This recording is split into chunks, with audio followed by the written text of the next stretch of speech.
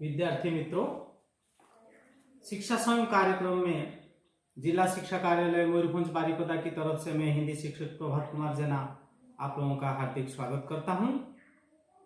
आज हम कक्षा 10वीं की पाठ्य पुस्तक हिंदी स्वरों में संकलित रामधारी सिंह दिनकर जी द्वारा रचित चांद का झिंगोला शीर्षक कविता का दूसरा भाग अध्ययन करेंगे।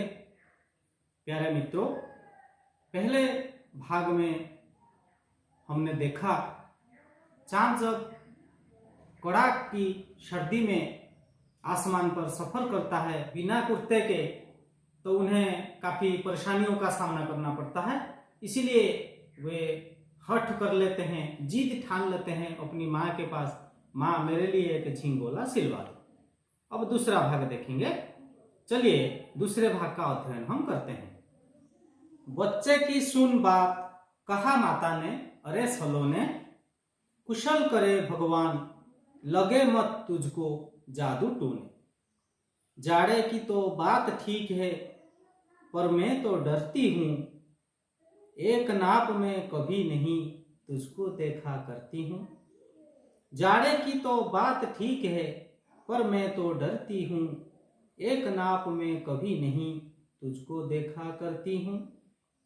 कभी एक उंगल भर चौड़ा, कभी 1 फुट मोटा, बड़ा किसी दिन हो जाता है और किसी दिन छोटा, बड़ा किसी दिन हो जाता है और किसी दिन छोटा।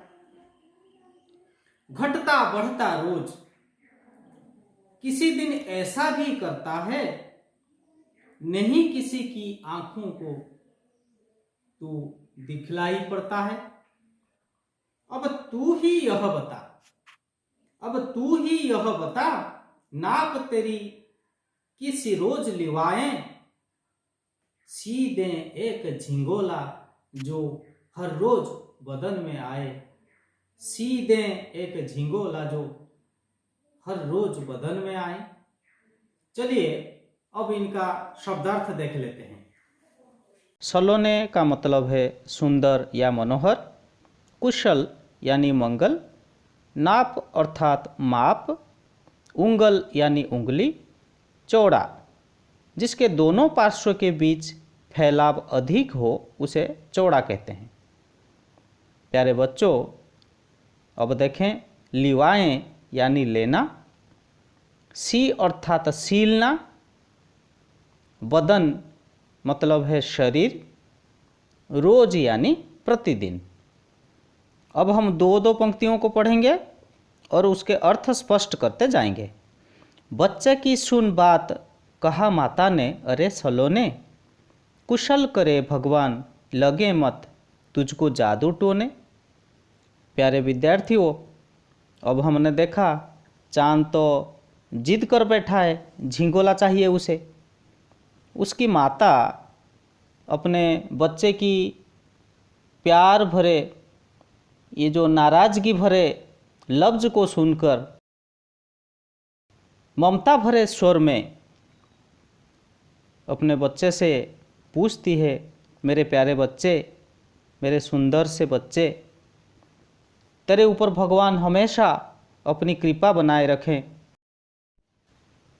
कुशल कामना करती हूँ, तुझे किसी की नज़र ना लगे, तेरे ऊपर कोई जादू टोने का असर ही ना हो।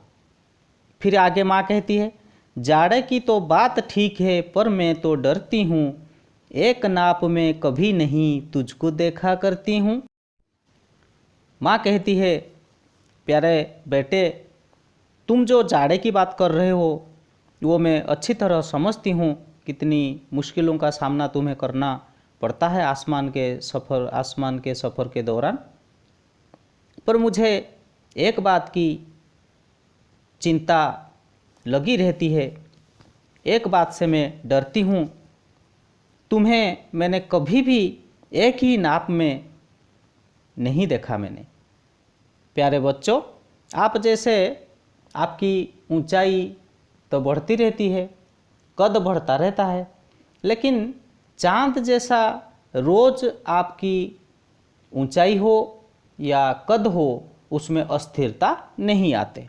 जैसे कि आगे देखें, कभी एक उंगल भर चौड़ा, कभी 1 फुट मोटा, बड़ा किसी दिन हो जाता है और किसी दिन छोटा। चांद की माँ का कहना है, मेरे प्यारे बच्चे, तुम किसी दिन 1 उंगली भर चौड़ा ही रह जाते हो, तो किसी दिन 1 फुट मोटा हो जाते हो, किसी दिन बड़े हो जाते हो तो किसी दिन छोटे बन जाते हो। और आगे कहती है, घटता बढ़ता रोज, किसी दिन ऐसा भी करता है, नहीं किसी की आँखों का तू दिखलाई पड़ता है। अर्थात तुम किसी दिन बढ़ जाते हो, किसी दिन घट जाते हो, और कभी कभार ऐसा भी होता है तुम किसी की आँखों को बिल्कुल दिखाई ही नहीं पड़ते हो।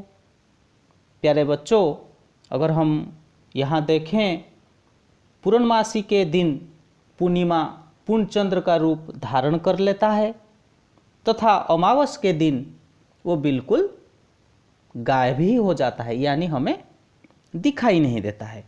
माँ भी उसी बात का जिक्र कर रही है, अभी तुम्हें एक माप में मैंने कभी नहीं देखा है। अब तू ही यह बता, नाप तेरी किस रोज लिवाएं, सीधे एक झिंगोला जो हर रोज बदन में आए। मेरे प्यारे बच्चे, अब तुम ही बता दो, मेरी सारी जो दुविधा है मन में, तुम्हारी परेशानियों को मैं अच्छी तरह समझती हूँ, फिर भी मैं लाचार हूँ, क्योंकि तुम एक ही नाप में कभी नहीं रहते। ठीक है, ऐसा करो, तुम ही बता दो कौन से दिन में तुम्हारा माप लूँ, जिस रोज़ तुमसे लिए हुए नाप से तुम्हारे लिए झिंगोला सिलवाया जा सके और वो झिंगोला तुम्हारे शरीर पर सुंदर दिखे तथा तुम्हारे सही नाप का हो। प्यारे मित्रों, इस कविता के माध्यम से हमें यह संदेश मिलता है कि हमें अपने जीवन में स्थिर रहना होगा, क्योंकि सदा अस्थिर रहने वाले के लिए कुछ भी नहीं किया जा सकता। जैसे कि आपने देखा, चांद चूंकि एक ही नाप में महीने भर किसी दिन भी नहीं रहता, इसीलिए उसके लिए झिंगोला बनाने में उसकी माँ नाकामयाब रहती है। और कविता में इस बारे में हमने चर्चा की। चलिए अब कुछ अभ्यास कर लेते हैं। अभ्यास के कुछ काम मैंने लिखे हुए हैं। पहले पर्यायवाची शब्द लिखेंगे, आसमान, आंख, बदन, चांद और हवा। इसका पर्यायवाची आपको परीक्षा में ऑप्शन के तौर पर मिलेंगे, उसका सही ऑप्शन आपको चुनना पड़ेगा, जो कि दूसरे अभ्यास में हम बताएंगे कैसे करना है। अब उसका उत्तर देख लेते हैं। आसमान का जो पर्यायवाची शब्द है वह गगन, अंबर, व्योम, आकाश भी हो सकता है। और दूसरा देखेंगे आंख। आंख का नयन, नेत्र, लोचन, दृग आदि हो सकते हैं। और बदन, बदन का है तन, शरीर, काया आदि। और अब देखें चांद। चांद का शशि, शशांक, इंदु और जो भी आप लिख सकते हैं। हवा, हवा का मैंने 3 लिखा हुआ है यहाँ, पवन, वायु और समीर। और भी हो सकता है, अगर आपको पता है आप लिख सकते हैं, लेकिन ऑप्शन में जो जो दिया जाएगा उससे ही आपको चुनना पड़ेगा। अब दूसरा प्रश्न देखें, वचन बदलो, यानी एक वचन में अगर दिया होगा बहुवचन बनाना है और बहुवचन में हो तो एक वचन बनाना है। फिलहाल हमारा यहाँ दिया हुआ है घटना, दिन, बात, यात्रा, आंख, भाड़ा, बच्चा। अब हम देखें घटना का क्या होगा। घटना का घटनाएं।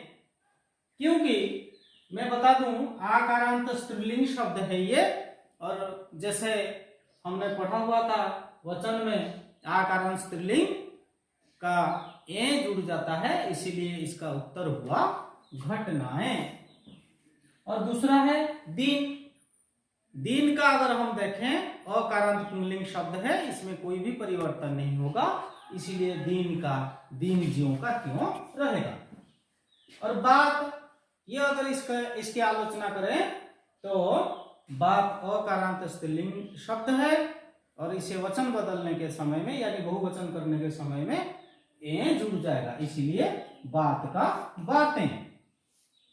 और वैसे आंख एक शब्द है, इसमें दिया हुआ है प्रश्न में आंख का आंखें। अब देखें यात्रा।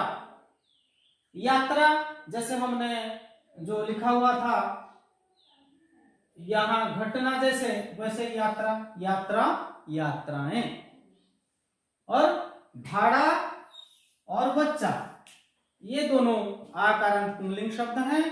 हमने जैसे कि पढ़ा हुआ था आकारांत पुंलिंग शब्द ए हो जाते हैं, भाड़ा भाड़े, बच्चा बच्चे।